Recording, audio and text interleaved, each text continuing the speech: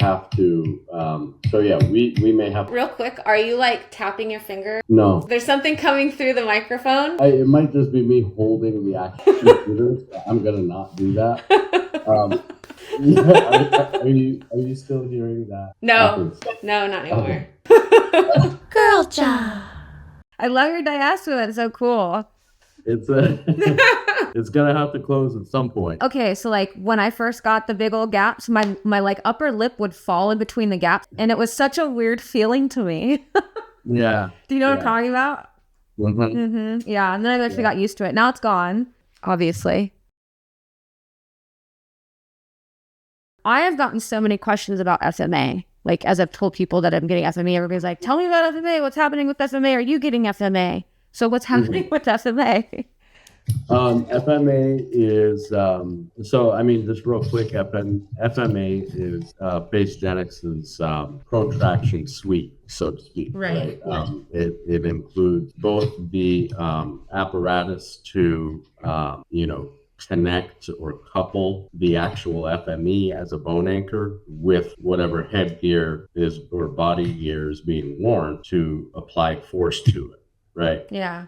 And so the body gear kind of braces everything, provides the anchor point to then pull this wire that's attached to the FME, which is basically the means of actually using the FME as a bone anchor to pull the maxilla forward. Right. And, instead of rubber bands, it'll use like kind of these spring cartridge type of things. Whoa. Force applicators with very measured amounts of force in them. So that also removes some of the variables that otherwise existed with other types of expansion-based protraction systems, right? And then as far as like the status of FMA and some of the questions that exist, right? So basically, I guess the default opinion is that bone anchored protraction in adults is not predictable, but it is possible. And, all of us expansion providers who, are seeing, class 3 patients or patients with a lot of profound upper airway issues who we might be trying a little bit of protraction on, or we may even do protraction for purposes of decompensating a case where the lower really needs to come forward a lot more urgently, right? And so protraction can be a fantastic way to, essentially, just squeeze out a little bit of that extra forward movement. You'll usually get some natural forward movement just from the expansion itself. And, of course, intentionally applying a traction force, the forward pulling traction force will allow for a little bit more distension of that palate and midface to come forward. And of course, the soft palate, drape it off the hard palate. If you're able to, kind of pull that hard palate even just a little bit forward, in the back of the throat, a millimeter can be a significant gain, right? Which can be a clinically significant, thing to reduce symptomology and upper airway with regard to, encroachment on airway space and so forth. So basically, even though we consider expansion to be not predictable in adults, we know it's possible because we've had patients who have successfully done it, right? And we've had patients even, kind of my age, right? I'm 37 years old. I'm going to be doing protract. But we've had other patients, even in my age group, that, so of course it's taken a lot of time, focus, dedication, and a real sort of desire not commitment. To do Yeah. Right. Yeah. Because a lot of the people that are really taking this more seriously, they might, maybe be motivated not to do surgery or something like that for a class 3 underbite problem, right? And so they'll put in the time. They realize it'll take time. It is it's pretty much a product. Like basically the ability to protract is a product of the force and the wear time, right? Mm-hmm. Of whatever protraction system you have. So with FMA, you will have maybe higher force amounts being able to offset some of the 14 hours amount of time exactly required, right? most of us have social and family lives that won't allow us to wear something walking It around. is so hard to wear. It's just, Yeah. I mean, like I've been posting all my before and after pictures on my Instagram channel, and like I went through all the reversible headgears that I tried. Yeah. And I even was like, man, I should invent one. And then I found out about the crane. What's the one that I didn't try, right? The kind of the neck bracelet. Yeah. That one seemed almost like the most intuitive. But then somebody showed me the FMA. I think Corey showed me the FMA prototype that was circulating Reddit. And I was like, okay, let's kind of like, because I almost think that you should have like a halo. You know, when you break your neck, you have a halo. Yeah. Like one of those. Because I don't like the concept of being freely able to move your head around. It doesn't work. That whole, like, I don't know, the whole angle, like, it just doesn't work. You should just, like, when you're wearing something, you should just move around like this. That's my take on all of the ones that I've tried. And then the pressure should not, obviously, I don't think it should come anywhere from the face, but the head seems to be okay. Chest is okay. But it's all awkward. If you've tried it or seen it, you just know it's awkward. And for an adult, it's, like, impossible. Mm-hmm. So, are you trying it? Because that's what people kept I'm going saying. to be the first user. I mean, my wire, like the part that hooks up to the actual FME, that part is in. And I'm just waiting for the body gear part. And so we're going to try that on. And then once I kind of give my okay, and if it seems like something that is going to be an acceptable user experience, then we'll, you know what I mean? Then it'll start rolling out to people who have their FMEs and who have, stated an interest in FMA. Of course, FMA will work with the protraction compatible FME series, which are the P model, right? So you have to specifically get the model. Yeah, you have to get the model. I see. And so I won't be getting that model. That's not our default assumption, unless unless this sounds so cool to you right now that you just want at least the opportunity. If you want the opportunity, oh my goodness, then we can give you the opportunity. How different are the models? Like they're not. I mean, just the protraction ones just have an extra little, extension in the back to accommodate the little pull or hook for the wire. That's it. Interesting. I have one, obviously, and a lot of people out there, they have it. Just no one's utilized. Interesting. Would that ever come in handy for like anchorage for moving my midline? That is removable, so not really. I see. So I'm not talking about the FMA. I'm talking about the little extra thing. No, it's an internal recess. I see. An external hook. If it were an external hook, then there are probably ways that could creatively, be used. Yeah. To help with. Yeah. Yeah. Okay. Cool. So, I mean, how much is the FMA going to be? Do you know? Ballpark? I have no idea. Seems expensive. It does seem expensive because they're using some pretty high-tech stuff. And considering this and that. Yeah. And I've seen one of them like in action just on a video. Like I saw it looks pretty significant. It's almost like a halo. Because like when I saw it, I was like, oh my gosh, that's kind of like my idea. Yeah. Like, all right. Why?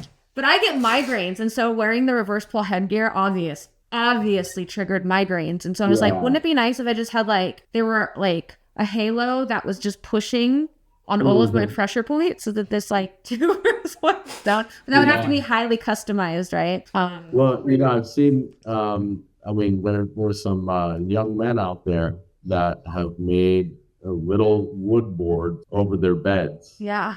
And they just sleep under the wood board, which they attach the hook to, and they just pull the maxilla while they're sleeping. I mean, when you are they don't have to wear anything. Absolutely. When you're in the FMA, you will see it's like shit.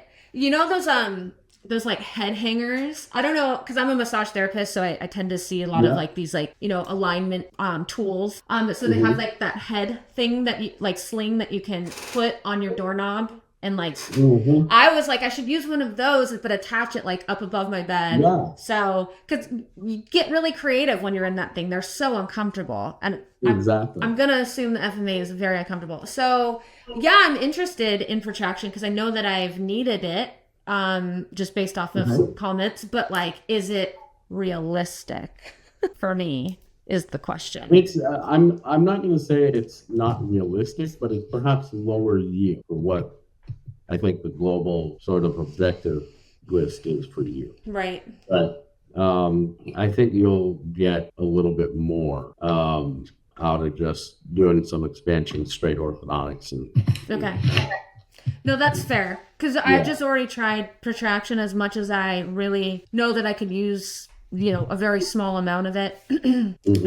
Will I actually do it is the question. Was it worth the money and like the stress over feeling guilty for not wearing it X amount of hours per day? And now I live with my fiance and like kids, and like how realistic am I gonna, like you said, it's like function. Correct. Yeah. Okay. So we've got that. So when are you getting yours? Let the people know. Oh, I mean, very, very soon. I mean, it should really be within the next couple of weeks. Oh, wow. Because I think that the other part is pretty much ready, to be honest. Okay. Yeah. Yeah. And still no idea about price? I would assume like $1,500. No, I really don't. We haven't been given any guidance from the company on price. That's going to be my guess. I'm putting it out there. What's your guess? $1,500. Okay. All right. Yeah, I think that let's see. I hope that's not an underestimate. Yeah, I know. Same. Yeah. I can see that being just a barrier. I mean, Absolutely. let's make this, something that we can. I know. But the bow, right? The crane, the bow was $500, I think. Yeah. Right? And then the crane is even more, right? Mm-hmm. So, do you recommend FMA for me? How about that? You said kind of no. Yeah. Yeah. I think, again, I would support the curiosity if you wanted to try it, but I don't necessarily think it's not coming from me as a primary. Okay. Well, now knowing that I get forward movement a little bit with expansion, I'm like, okay. And I've been posting all the before and after pictures, so I'm really actually seeing the difference, and I did get, a little bit. Yeah. Just a little tiny bit.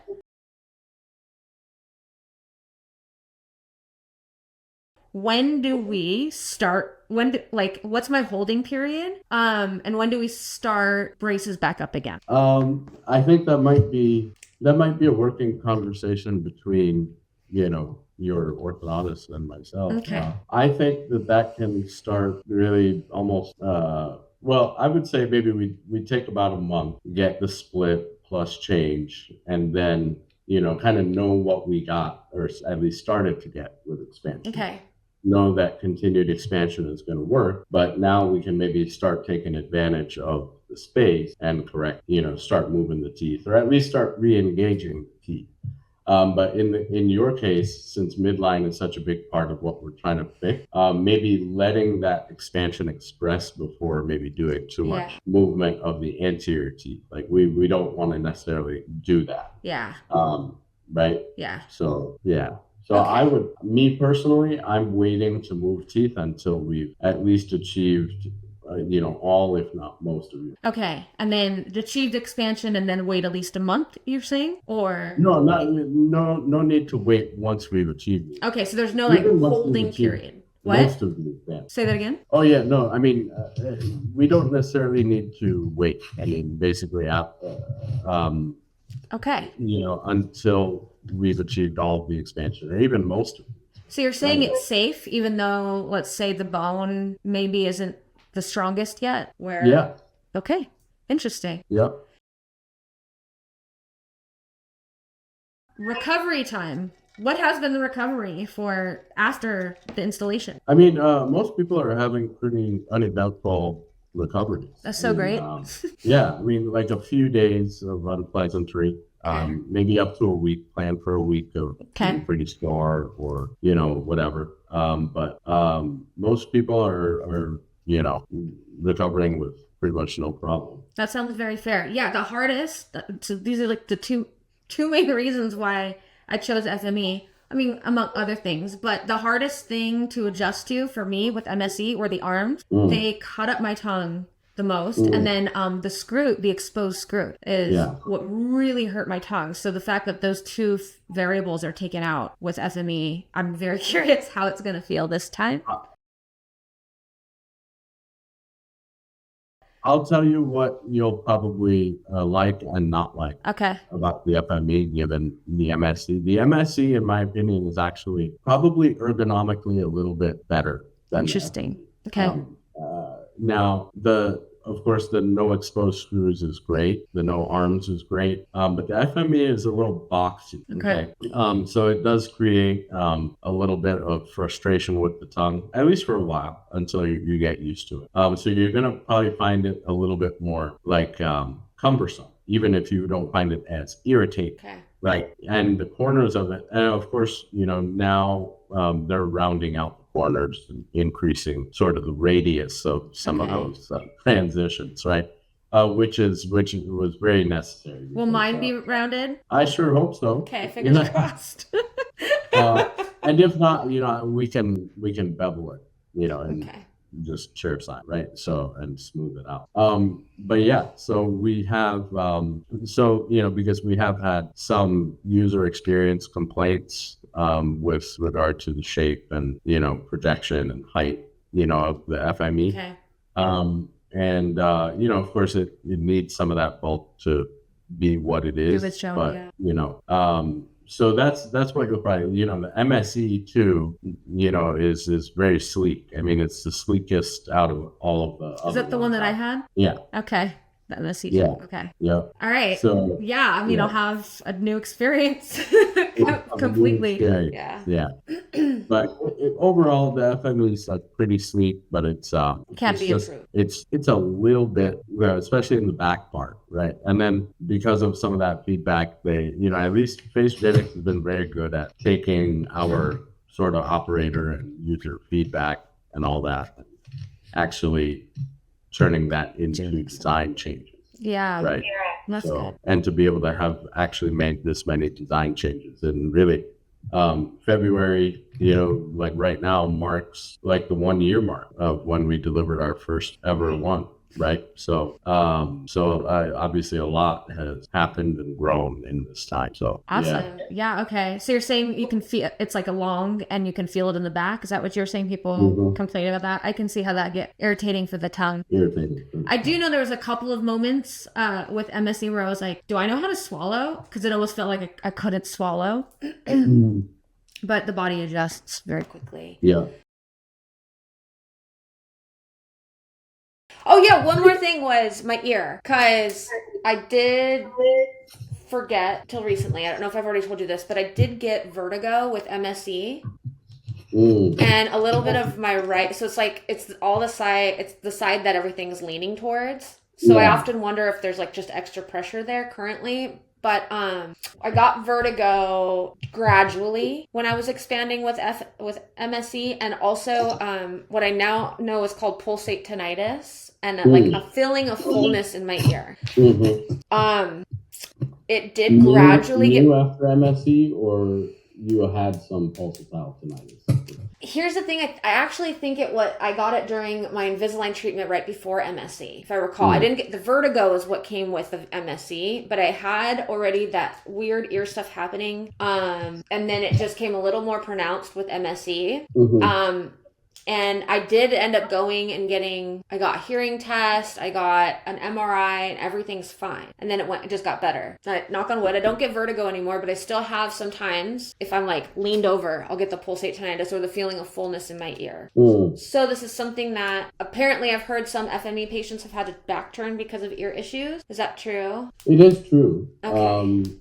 What kind of ear issues are they experiencing, if I may ask? Yeah, well, I think, and this is a loaded topic, because I think, a lot of these, there's some cases that, I think, not everything was done to co-address the jaw position and TMJ, right? Because a lot of that comes from the resultant, changes that then create bite instability. Yeah. That bite instability leads to jaw position modulations that then, might render some susceptibility to ear-related issues. Right. Now, others will actually feel a sensation in the ears when expand, Okay. And it's anatomically, it makes some sense, but it can also be like a little bit of a stretch as a direct consequence of expansion, because with expansion, with expansion, what you have is, you basically, everything in front of the temporal, right? You have the zygomatic temporal suture, right? Yeah. And, that suture is often a fulcrum about which expansion occurs. But the temporal bone itself doesn't really move. So you're saying like that suture's point is where things sort of are jointing. Yeah. But it's not necessarily going to push it out or push it in. Not necessarily going to push it out. So, but, is it possible that, of course, as expansion starts and as skull bones, withstand certain kinds of pressures, that some of that pressure may, kind of go to the ear. I think it could, you know what I mean? So, but I think it's often, I think the decision to backturn from some of the people that have had it has been a little bit complex, because I think other factors motivated them to backturn as well. Okay. In one person's case, I think they were a little worried about, also some aesthetic kind of stuff. And then another one, I think they were having a lot of like pain and distress. Okay. And it was pretty much like, it was kind of the only, effort that he thought he could do to, offset some of the symptoms. But it wasn't necessarily successful backturning or whatever. So, yeah. So I think that was, but in another case, some of the symptomology did improve after backturning. Okay. Right. So it's, but I think the motivations and the presentation is variable. Like, these things are so individualized. We definitely did see around the time that, those cases were happening, we just saw an uptick in people asking us about their ears. And interesting. You know what I mean? Yeah. You know what I mean? So it's, there's a lot of, and that kind of projection is real. It can actually happen, and people can actually feel things because they believe that they are going to experience that symptom. Yeah. That is a little bit the downfall of being a little too, educated on things that can happen. Absolutely. Is our anxieties can run wild. Intuitively, it feels like what you said is kind of more my TMJ misalignment issue. And I think even my back molars possibly pushing a little bit more on certain nerves, because it's all, more on this side than it is really about the ear itself. Yeah. Yeah. Yeah, it's at least likely, especially if you've had an ear examination and it shows up normal, right? Like a scope of the inside of the ear shows no abnormalities. That was the case of one of our patients who was having a pretty debilitating ear-related symptoms, right? No ear doctor was able to identify his problem. Yeah. Obviously, I felt like I knew what the problem was, right? Which was, kind of more of a jaw disturbance. Right. Very interesting. As a result of. I'm gonna drop like a mini bombshell right here, but like my opinion has become that that I believe that while there's a utility for information gathering purposes of forums and talk spaces, I don't believe that they're good places for people in active treatment. Now, I understand that people have to lean on each other for some sort of support, because I know that there's a trust issue with doctors, and there's obviously there are issues with that. I understand that there's a problem there. That's why I tried to position myself as the doctor who's not the problem with that, right? I've tried to, and associate myself with other doctors who are similar, right? Because we like to be people's doctors, right? So that patients can talk to us like peers, right? Yeah. And talk about this stuff. But I do think that a lot of peers in a group talking to each other in treatment at the same time in the or in the Discord group or whatever, FME Discord group, that's not a great breeding ground for people, sort of feeling to get through it positively. Yeah, exactly. Like, it's not, I think, a very positive space for people getting success with it. It's like active anxiety feeding other active anxiety. Exactly. Yeah. And that actually affects outcomes, because you'll just see that the patients that aren't necessarily the seekers or the talk space people, right? And they get the same treatment and they have the same results, like physical results. They do much better. So what am I supposed to do with that information as a doctor? Yeah. Right? I'm supposed to tell my patients to stay out of the damn talk space. Yeah. Right? Well, Because yeah. if the patients are doing better without talk spaces, then why with the same physical result and outcome, then why should I, you know what I mean? Yeah, absolutely. And those patients are as free as the talk space patients tell me about the problem or complication. No problem. Yeah. Right? Tell me, right? And then we'll work through a solution. Yeah. Right. Now, and that's not to say that, so that's, I don't, it's not like I'm trying to be absolutely prohibitive about it. Because I understand, again, there are times, like, let's say if I say something that's like, well, what's that asshole doctor saying, whatever it is, right? And again, I try everything. I really, I take a lot of pride in really trying very hard not to be that guy. But, sometimes, well, you see a bunch of patterns. You're seeing... Well, yeah, exactly. Yeah. And not all, you know what I mean? Like, even if you're one of those doctors that generally has a very positive reputation or outlook, like, still, not everyone's going to like you. You know what I mean? Like, not everybody's, That's fair. And you can't make them, right? And but generally speaking, I think, and we find that, most patients, talk space or not, are still very respectful, very, they listen and defer to, kind of what you have to say and all that. But it's just, it creates extra anxiety for the patient and extra work for us to basically field all of that. Right? That's actually why, and to also be a little, basically raw and transparent. That's why, like, this stuff costs as much as it does. It's not the procedure. It's not, whatever. It's the management. It's the patient management. It's the therapy. A lot. Yeah. Yeah. Totally. So it's a fielding all of the, you know what I mean? That's very fair. I don't understand fully everything you guys experience as the providers in this space, but I do see it. But it sounds like we're going to expand. We'll, take it slow, like you've been doing with everybody, and just continue to assess along the way, maximize whatever nasal breathing gains we can get, make sure it's all looking good aesthetically.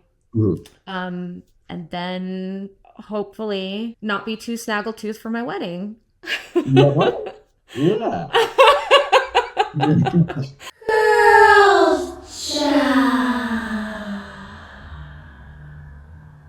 You think that about covers it, don't you? Yeah, I think so, actually.